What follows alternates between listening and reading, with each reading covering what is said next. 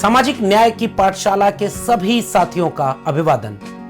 आज सामाजिक न्याय की पाठशाला में मैं एक नई शुरुआत लेकर आपके बीच में आया हूं। जैसे अभी कुछ दिनों पहले आपने देखा होगा कि एक कविता आपके नाम के तहत मैंने कोशिश की कि कुछ ऐसी कविताएं जो हमारे वक्त के लिहाज से, हमारे विचारधारा के लिहाज से, हमारे संघर्षों के लिहाज से, वजूद के लिहाज से जरूरी हो, उन पर बात होनी चाहिए। उन कविताओं को आपसे साझा कर रहा हूं। वैसे ही सामाजिक न्याय की पाठशाला की श्रृंखला तो जारी रहेगी, जिसमें हम एक एपिसोड में कोशिश करेंगे कि जिन पर बात जरूर होनी चाहिए, उनके जीवन के बारे में, उनके काम के बारे में आपसे वीडियो बनाकर साझा करते रहें। लेकिन उसी के तहत एक और कोशिश लेकर आपके बीच में आ रहा हूं, अपने सामाजिक न्याय के विचारक को जाने। इसके तहत कुछ बेहद जरूरी लोग जिन्होंने खूब ढेर सारा लिखा है, जरूरी लिखा है, हमारे वक्त के लिहाज से बेहद काम का लिखा है, उन पर एक वीडियो में बात कर पाना बहुत मुश्किल होता है।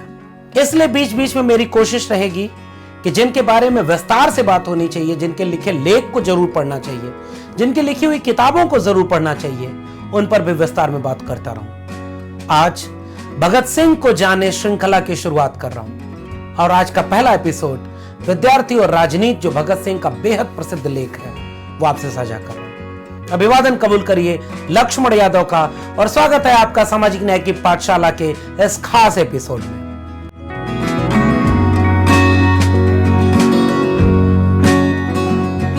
विद्यार्थी और राजनीति भगत सिंह का एक बेहद अहम लेख है जो 1928 में कीर्ति में छपा था।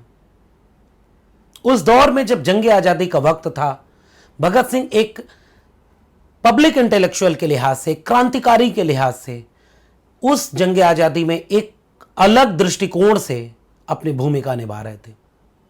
जिनके विचारों में समाजवादी, साम्यवादी दृष्टिकोण था, प्रगतिशील वामपंथी दृष्टिकोण था और आइडिया ऑफ इंडिया को वो एक कोने से भरने की कोशिश कर रहे थे। भगत सिंह, जिन्होंने बहुत कम उम्र में बहुत ज्यादा और बहुत अहम लिखा है, आज भगत सिंह के लिखे के एक कोने से विद्यार्थी और राजनीति लेख लेकर के आपके बीच में आया हूं। जब विद्यार्थियों को राजनीति से दूर करने की कोशिश की जा रही हो, राजनीति शब्द को अपमानित करके, गाली बना करके और उसके अर्थ को संकुचित किया जा रहा हो, शिक्षक से कहा जाए तुम शिक्षा दो, किसान से कहा जाए तुम खेत में काम करो, मजदूर से कहा जाए कि तुम केवल मजदूरी करो, छात्रों को कहा जाए कि तुम्हारा काम केवल पढ़ाई करना है। राजनेता का काम उसका है जिसके पास शायद कोई और काम नहीं है। इस परिभाषा को धता बताते हुए भगत सिंह ये बात कहते हैं कि हर एक व्यक्ति को राजनीति करनी चाहिए, विद्यार्थियों को भी राजनीति करनी चाहिए। और मेरी टिप्पणी यह है कि अगर आप राजनीति नहीं करेंगे तो चूंकि आपके जीवन से जुड़े हुए सारे फैसले राजनीति लेती है, तो आपका जीवन जो संचालित कर रहा है वही आपको कहता है आप राजनीति ना करें। ऐसे वक्त में भगत सिंह का यह लेख मैं आपसे साझा कर रहा हूं। उम्मीद है इस लेख की अहमियत आप समझेंगे। इस बात का बड़ा भारी शोर सुना जा रहा है कि पढ़ने वाले नौजवान विद्यार्थी राजनीति या पॉलिटिकल कामों में हिस्सा न लें। पंजाब सरकार की राय बिल्कुल ही न्यारी है। विद्यार्थियों से कॉलेज में दाखिल होने से पहले इस आशय की शर्त पर हस्ताक्षर करवाए जाते हैं कि वे पॉलिटिकल कामों में हिस्सा नहीं लेंगे। आगे हमारा दुर्भाग्य कि लोगों की ओर से चुना हुआ मनोहर, जो अब शिक्षा मंत्री है, स्कूलों कॉलेजों के नाम एक सर्कुलर या परिपत्र भेजता है कि कोई पढ़ने या पढ़ाने वाला पॉलिटिक्स में हिस्सा न ले। कुछ दिन हुए जब लाहौर में स्टूडेंट यूनियन या विद्यार्थी सभा की ओर से विद्यार्थी सप्ताह मनाया जा रहा था। वहां भी सर अब्दुल कादर और प्रोफेसर ईश्वर चंद नंदा ने इस बात पर जोर दिया कि विद्यार्थियों को पॉलिटिक्स में हिस्सा नहीं लेना चाहिए। पंजाब को राजनीतिक जीवन में सबसे पिछड़ा हुआ, पॉलिटिकली बैकवर्ड कहा जाता है। इसका क्या कारण है? क्या पंजाब ने बलिदान कम दिए हैं? क्या पंजाब ने मुसीबतें कम झेली हैं? फिर क्या कारण है कि हम इस मैदान में सबसे पीछे हैं? इसका कारण स्पष्ट है कि हमारे शिक्षा विभाग के अधिकारी लोग बिल्कुल ही बुद्धू हैं। आज पंजाब काउंसिल की कार्रवाई पढ़कर इस बात का अच्छी तरह पता चलता है कि इसका कारण यह है कि हमारी शिक्षा निकम्मी होती है और फिजूल होती है और विद्यार्थी, युवा जगत अपने देश की बातों में कोई हिस्सा नहीं लेता। उन्हें इस संबंध में कोई भी ज्ञान नहीं होता। जब वे पढ़कर निकलते हैं तब उनमें से कुछ ही आगे पढ़ते हैं, लेकिन वे ऐसी कच्ची कच्ची बातें करते हैं कि सुनकर स्वयं ही अफसोस कर बैठ जाने के सिवाय कोई चारा नहीं होता।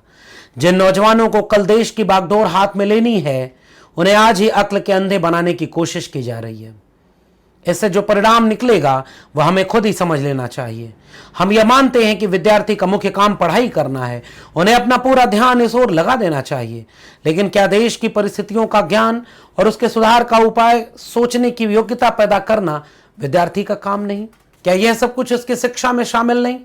यदि नहीं तो हम उस शिक्षा को भी निकम्मी समझते हैं जो सिर्फ क्लर्की के लिए ही हासिल की जाए। ऐसे शिक्षा की जरूरत ही क्या है? कुछ ज्यादा चालाक आदमी यह कहते हैं, काका तुम पॉलिटिक्स के अनुसार पढ़ो और सोचो जरूर, लेकिन कोई व्यवहारिक हिस्सा न लो, तुम अधिक योग्य होकर देश के लिए फायदेमंद साबित होगे। बात बड़ी सुंदर लगती है, लेकिन हम इसे भी रद्द करते हैं, खारिज करते हैं, क्योंकि यह सिर्फ ऊपरी बात है। इस बात से यह स्पष्ट हो जाता है कि एक दिन विद्यार्थी एक पुस्तक अपील टू द यंग, यानी नौजवानों के नाम एक अपील, प्रिंस क्रोपोटकिन पढ़ रहा था। एक प्रोफेसर साहब कहने लगे, यह कौन सी पुस्तक है? और यह तो किसी बंगाली का नाम जान पड़ता है। लड़का बोल पड़ा, प्रिंस क्रोपोटकिन का नाम बड़ा प्रसिद्ध है, वे अर्थशास्त्र के विद्वान थे। इस नाम से परिचित होना प्रत्येक प्रोफेसर के लिए बहुत जरूरी है। प्रोफेसर की योग्यता पर लड़का हंस भी पड़ा और फिर उसने कहा, ये रूसी सज्जन थे। बस रूसी, कहर टूट पड़ा। प्रोफेसर ने कहा कि तुम बोल्शेविक हो क्योंकि तुम पॉलिटिकल पुस्तकें पढ़ते हो। देखिए आप प्रोफेसर की योग्यता, अब उन बेचारे विद्यार्थियों को उनसे क्या सीखना है? ऐसी स्थिति में वे नौजवान इन प्रोफेसरों से क्या सीख सकते हैं? दूसरी बात यह है कि व्यवहारिक राजनीति क्या होती है। महात्मा गांधी, जवाहरलाल नेहरू, सुभाष चंद्र बोस का स्वागत करना और भाषण सुनना तो हुई व्यवहारिक राजनीति, पर कमीशन या वायसराय का स्वागत करना क्या हुआ? क्या वह पॉलिटिक्स का दूसरा पहलू नहीं है? सरकारों और देशों के प्रबंध से संबंधित कोई भी बात पॉलिटिक्स के मैदान में ही गिनी जाएगी, तो फिर यह भी पॉलिटिक्स हुई कि नहीं? कहा जाएगा कि इससे सरकार खुश होती है और दूसरी से नाराज। फिर सवाल तो सरकार की खुशी या नाराजगी का हुआ ना? क्या विद्यार्थियों को जन्मते ही खुशामद का पाठ पढ़ाया जाना चाहिए? हम तो समझते हैं कि जब तक भारत में विदेशी डाकू शासन कर रहे हैं तब तक वफादारी करने वाले वफादार नहीं बल्कि गद्दार हैं, इंसान नहीं पशु हैं, पेट के गुलाम हैं। तो हम किस तरह से कहें कि विद्यार्थी वफादारी का पाठ पढ़े? सभी मानते हैं कि भारत को इस समय ऐसे देश सेवकों की जरूरत है जो तन मन धन देश पर अर्पित करें और पागलों की तरह सारी उम्र देश को आजादी के लिए न्यौछावर कर दें। लेकिन क्या बुढ़ों में ऐसे आदमी मिल सकेंगे? क्या परिवार और दुनियादारी के झंझटों में फंसे सयाने यानी समझदार लोगों में से ऐसे लोग निकल पाएंगे? यह तो वही नौजवान निकल सकते हैं जो किसी जंजाल में न फंसे हों, और जंजालों में पड़ने से पहले विद्यार्थी या नौजवान तभी सोच सकते हैं यदि उन्होंने कुछ व्यवहारिक ज्ञान भी हासिल किया हो।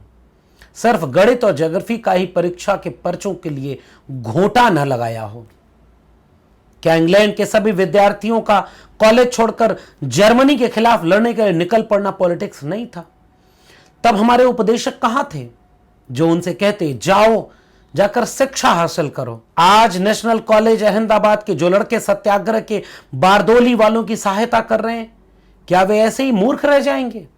देखते हैं उनकी तुलना में पंजाब का विश्वविद्यालय कितने योग्य आदमी पैदा कर सकता है। सभी देशों को आजाद कराने वाले वहां के विद्यार्थी और नौजवान ही हुआ करते हैं। क्या भारत के नौजवान अलग अलग रहकर अपना और अपने देश का अस्तित्व बचा पाएंगे? नौजवानों को 1919 में विद्यार्थियों पर किए गए अत्याचार भूल नहीं सकते।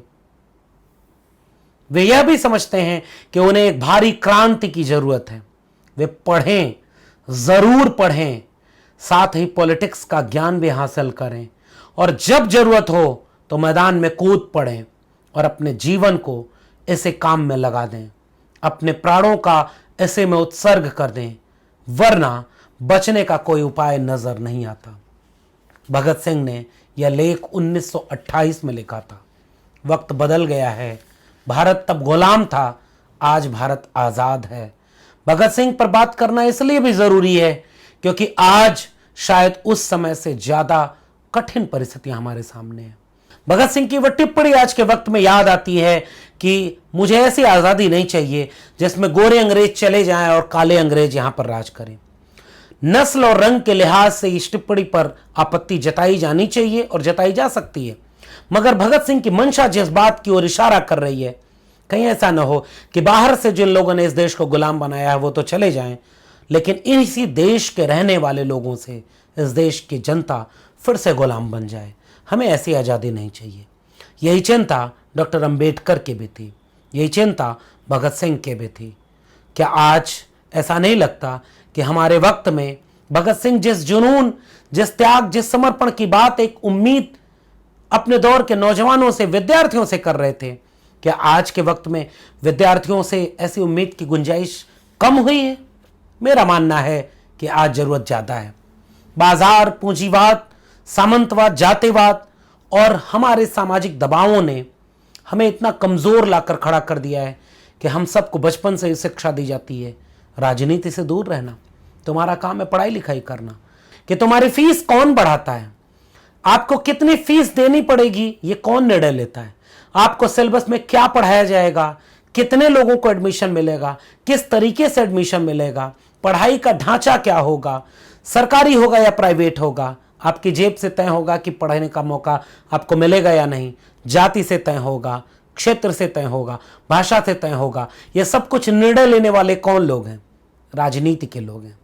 आपके वोट से चुने हुए लोग आपके लिए निर्णय लेते हैं, आपके भविष्य का निर्णय लेते हैं। तो क्या आप अपना निर्णय खुद नहीं ले सकते? डॉक्टर लोहिया कहते थे कि अगर आप राजनीति करते नहीं तो राजनीति के शिकार होते हैं।